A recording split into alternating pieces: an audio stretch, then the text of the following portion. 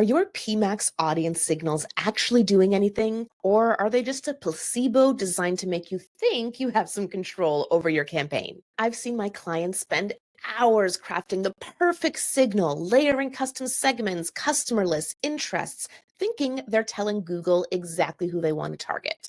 But the reality of how PMax actually works is quite different than what the interface may imply. Today, we're diving deep into Performance Max audience signals and search themes, specifically questioning if those signals actually do any influencing at all and how to know how your PMax campaign is actually doing its targeting. I'm your host, Jyll Saskin Gales. I spent 6 years working for big brands at Google, and now I work for you. This is Inside Google Ads, episode 105, Performance Max Signals. First things first, do audience signals really matter? If you listen to what Google says, which is always a good starting point, they'll say that audience signals allow you to combine your expertise with Google's AI to jumpstart performance.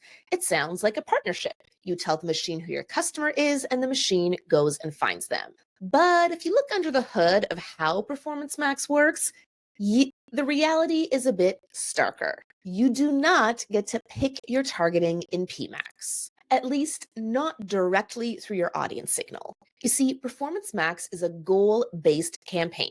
Its primary directive, its only directive, is to achieve your conversion goal as determined by your bid strategy. So that means, let's say you give it an audience signal of luxury shoppers, but the AI finds that value shoppers are converting better and cheaper. PMax will completely ignore your signal and go to where the conversions are. Now, I know you've heard me say before, a signal is just a signal and not true targeting. But what do we mean by that? And is a signal completely ignored? For example, in a demand gen campaign, if you pick an audience and you turn off optimized targeting, Google must respect your choice and will only show ads to the people who match your audience targeting. But in PMax, the whole thing runs on optimized targeting. In fact, if you review Help Center documentation from when PMax first launched, some of it's still there, it will say Performance Max runs on optimized targeting. And Google, very smartly in my opinion, rebranded optimized targeting, something practitioners hate, as the audience signal, something practitioners seem to love. You feel like you are driving, like you're telling it where to go, but instead, you're just giving the GPS a suggestion of what route it should take to your destination. It's going to feel free to completely ignore that and find its own route if it feels like it's faster, better, cheaper. Anecdotally, what I've seen hundreds of times is that if you use an audience signal, it works the exact same way as if you turn on optimized targeting in a demand gen or display campaign. The campaign can target whoever it wants. It does not care about your signal or your original targeting choices. But what about search themes? That's something more uniquely PMax. Does that work differently? Yes, it works differently, but functionally, I've drawn the same conclusion. Search themes are also an optional suggestion you can give to Google's AI. And just like audience signals, PMax may use your search themes to find initial traffic. But if it finds that those users are not converting, it's going to ignore those themes and go towards the queries where the conversions are. If you need a deeper breakdown, by the way, on audience targeting versus audience signals and search themes and what they are, you should check out my best-selling book, Inside Google Ads, Everything You Need to Know About Audience Targeting, available now on Amazon, Kobo, and Google Play. But back to search themes, they do have one key area where they are very different than audience signals, and that is keyword prioritization. If you're running search campaigns and PMax, and both of them are eligible to target the same queries, a system called keyword prioritization comes into play. An exact match keyword in search that exactly matches the user's search will win.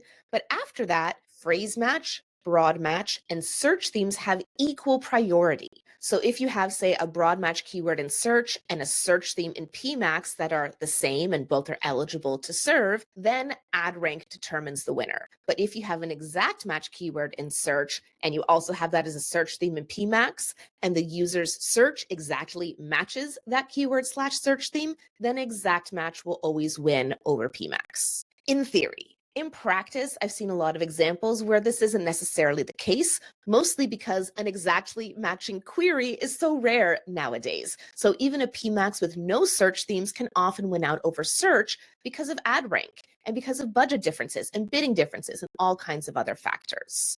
So although we do have this keyword prioritization exception, it's not as powerful as you might think it is. As with audience signals, I'm not going to say don't use search themes, but don't spend too much time on them. Feel free to give it to your campaign as a starting point, maybe some missing context, or if there are competitor terms you want, and then move on. But this brings the search theme conundrum I talk about, because let's say you add your search themes and then that does help your PMax and it does start using them to optimize, then that is an issue because that means that the PMax campaign couldn't find that intent from your landing page or your creative. So the search theme is just a band-aid. What you really need is to incorporate those keywords into your asset groups onto your landing page. And then if you had done that, PMax would have found them anyway without your search themes, right? That brings us to our final point today. How do you know if your audience signals are actually being used or if your search themes are actually being used? We get to go to one of my absolute favorite places in Google Ads, the Insights tab. You'll find it on the left-hand side under Insights and Reports and then Insights. This used to be only available for Performance Max campaigns, but you'll actually now find this available for all campaign types.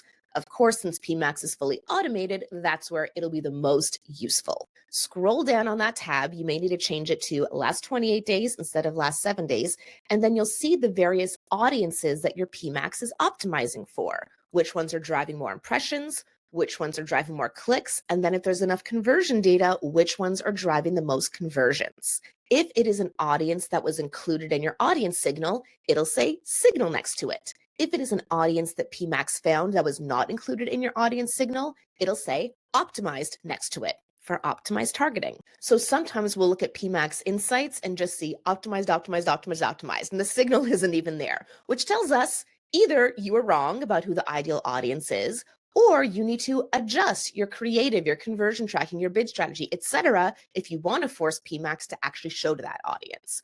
Or leave PMax doing what it's doing and use demand gen instead if you want to control the audience who sees your ads. For search themes, you can just check the search terms report and see how Google is showing ads that are related to or the same as your search themes.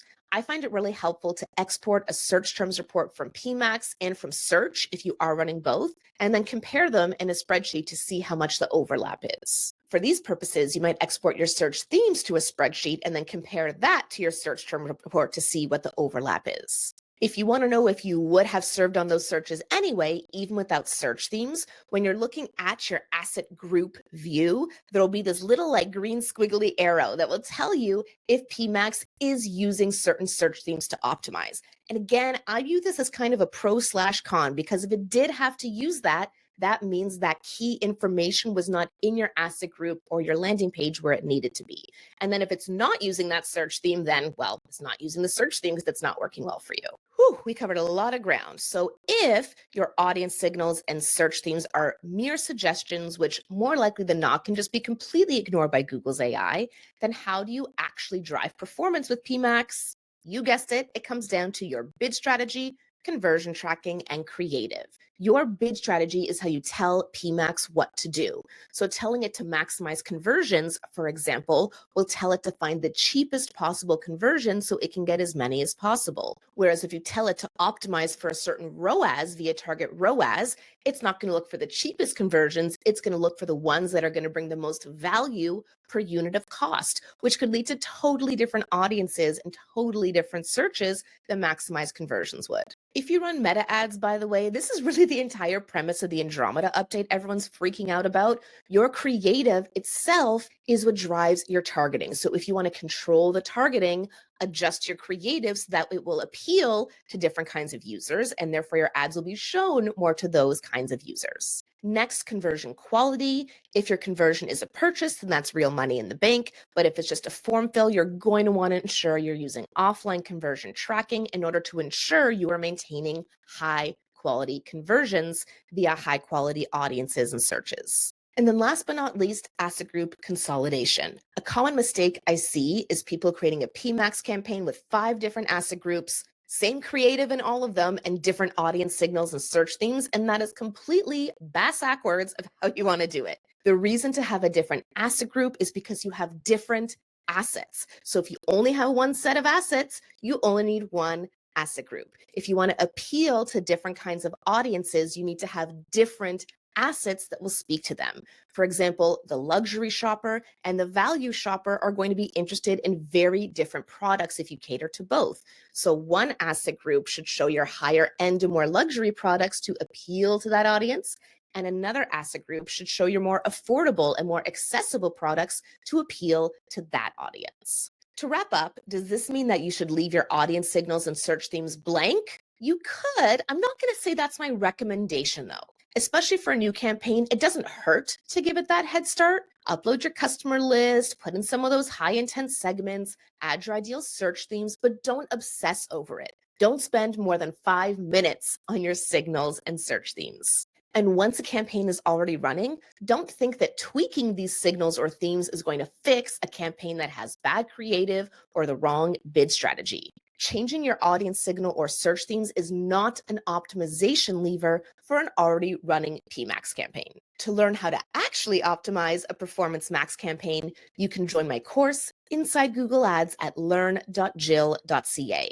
How to optimize Performance Max is one of more than 100 tutorials I have covering every campaign type in Google Ads, from search to shopping to demand gen, even local services ads and app campaigns. You can learn more about Inside Google Ads and see whether it's the right fit for you at learn.jyll.ca. That's JYLL.ca. To summarize our conversation around PMax signals today, first, signals are at best a suggestion and at worst a placebo. You don't need to not do them, but don't spend too much time on them. Second, check your insights. Look at your audience insights to see how your audience signals are acting or not acting, and look at your search terms report to see how your search themes are acting or not acting. Third, focus on your creative to truly drive the targeting of your PMax campaign. And then fourth, none of this is going to work without accurate full funnel conversion tracking and the right bid strategy for your goals. Today's insider challenge is this. You have a client who is a chain restaurant. You launch a PMax campaign with an audience signal around business professionals, people who like to dine out, and a customer list of past diners. You also add search themes for relevant terms like date night restaurant, pizza restaurant near me, etc. 3 weeks later, you check the Audience Insights tab, and you see that the top converting segment is cooking enthusiasts. And when you check the search terms report, you see a lot of brand traffic that you didn't exclude. The campaign is spending its budget, achieving its goals as set by its bid strategy and conversion tracking, but the client is complaining that they aren't seeing an increase in diners. What do you do? What's your next move? Remember, the beauty of the Insider Challenge is there's no right or wrong answer, just an opportunity to stretch your brain on real-life Google Ads problem solving. The last Insider Challenge in episode 103 was this. Let's say you have a dozen keywords and half of them are showing and half of them are rarely shown due to low quality score. You try to improve the quality score on those keywords, following some of the suggestions you received in that episode, and after 2 months, the keywords are still rarely showing due to low quality. What do? Do you leave the keywords there or pause them? And why?